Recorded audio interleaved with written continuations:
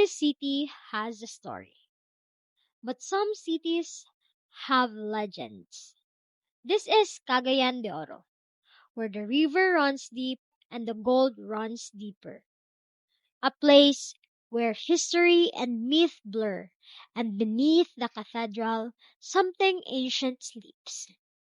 In the 1500s, Spanish explorers arrived in northern Mindanao. They came seeking land, souls, and gold. What they found was a river, Cagayan, and the land rich in shimmering ore. They named it Cagayan de Oro, River of Gold. But the gold wasn't just in the soil. It was in the stories. The friars settled, built churches, and began mining. But as the legend goes, they also discovered something else. A fish. Not just any fish, but one with scales that glinted like gold. They fed it, nurtured it, and over time it grew. The creature lived beneath what is now the St. Augustine Cathedral. Locals began to whisper. Was it a guardian?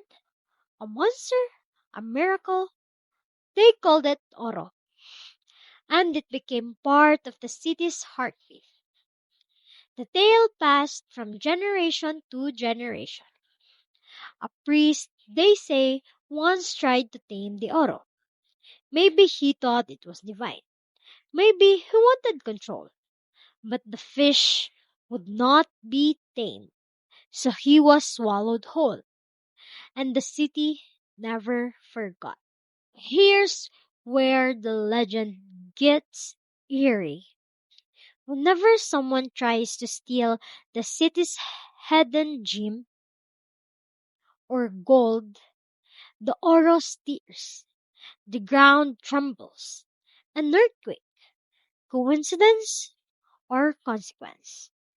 Some historians dismiss it as folklore, but others point to strange coincidences. Earthquakes that seem to follow rumors of stolen treasure. A city that shakes when secrets are disturbed. The Oro isn't just a story. It's a symbol of protection, of mystery, of the soul of Cagayan de Oro. It reminds people that some treasures aren't meant to be taken, but they are meant to be guarded.